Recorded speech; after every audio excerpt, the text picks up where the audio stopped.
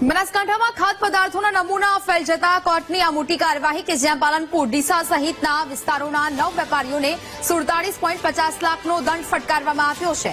કોર્ટે 22 કેસમાં 47,50,000નો દંડ ફટકાર્યો છે।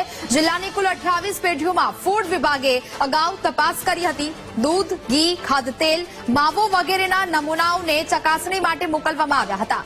અધિક કલેક્ટરે કોર્ટ સમક્ષ આ કેસ છે તે કર્યા હતા, જેમાં જે તમામ કેસો ચાલી જતા હવે કોર્ટે જવાબદારો વિરુદ્ધ દંડનીય કાર્યવાહી કરી છે।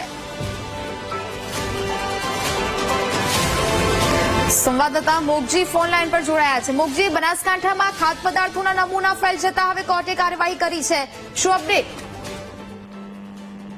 બનાસકાંઠામાં ફૂડ વિભાગ દ્વારા અગાઉ દૂધ, તેલ અને ઘીના જે સેમ્પલ લેવામાં આવ્યા હતા, અલગ અલગ જે પેઢીઓ હતી તે પેઢીઓ પર સેમ્પલ લેવામાં આવ્યા હતા અને તેમાં સેમ્પલ જે હતા તે પરીક્ષણ માટે સરકારી લેબોરેટરીમાં મોકલવામાં આવ્યા હતા। જો કે આ પરીક્ષણમાં જે ખામીઓ સર્જાતા દેખાતા તમામ જે રિપોર્ટ આવ્યા છે, રિપોર્ટ બાદ અત્યારે આ સમગ્ર જે કેસ હતો તે નાયબ કલેક્ટરની કોર્ટમાં ગયો હતો અને ત્યારબાદ અત્યારે આ તમામ જે 9 વેપારીઓ છે તેને 47.50 લાખનો દંડ ફટકારવામાં આવ્યો છે। જે બનાસકાંઠાની કુલ જે 29 પેઢીઓના જે વિવિધ ખાદ્ય પદાર્થોના નમૂના જે ફેલ થયા છે અને તેના બાદ જે કોર્ટ દ્વારા જે કુલ 22 કેસમાં 47.50 લાખનો જે દંડ ફટકારવામાં આવ્યો છે, એટલે કે જુદી જુદી જે ખાદ્ય પદાર્થના જે નમૂના ફૂડ વિભાગ દ્વારા લેવામાં આવ્યા હતા અગાઉ અને તેનો જે કોર્ટ હતો નાયબ કલેક્ટરની કોર્ટમાં ચાલતો હતો, ત્યારબાદ આ સમગ્ર નિર્ણય લેવાયો છે। એટલે કે દરેક જે પેઢીઓ હતી તે ખાદ્ય પદાર્થો રાખતી હતી તેના નમૂના જે